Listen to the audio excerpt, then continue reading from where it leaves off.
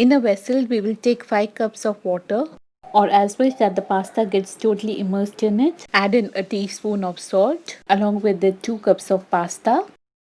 We will also add in a teaspoon of oil in this. Oil avoids pasta pieces sticking to one another after they get boiled and tender.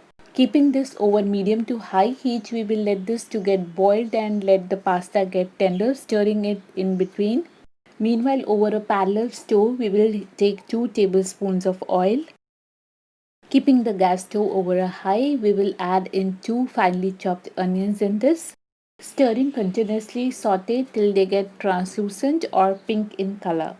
In between, let's have a look over our pasta which is boiling.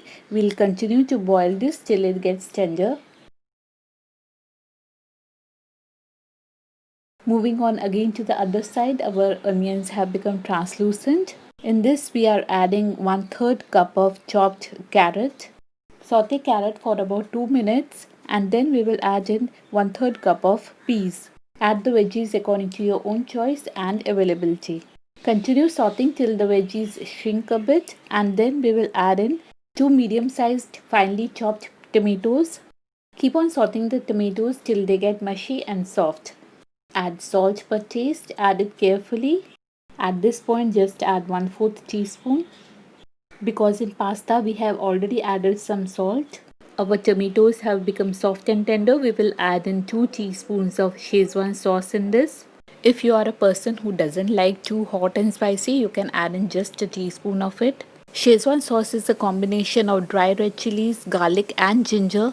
Get detailed recipe in a Hindi video, link given in the description. Along with the Szechuan sauce, we will also add in a tablespoon of tomato sauce in this. Giving it a stir, well combine everything all together. While adding the sauces, keep the heat over a low because it might splatter a lot. Now maintaining your heat over a low, add 1 full teaspoon of cream cheese.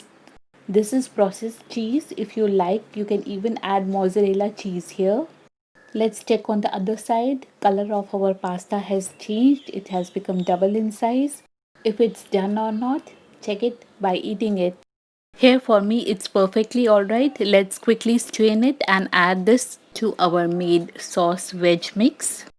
Toss it or with the light hand mix it so that the pasta gets evenly coated all over.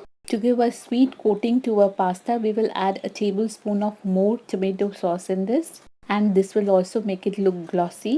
And again we will give it a mix. Szechuan creamy pasta is ready. If you are a lover of spicy food, you will definitely love it. To give this pasta a desi bhel touch, you can add some chopped green coriander over it. If you like this recipe video, then don't forget to give it a thumbs up, share, comment, subscribe, hitting the bell icon, or follow us on Facebook, Instagram or Twitter. Till we meet again with another interesting recipe. Bye bye for now.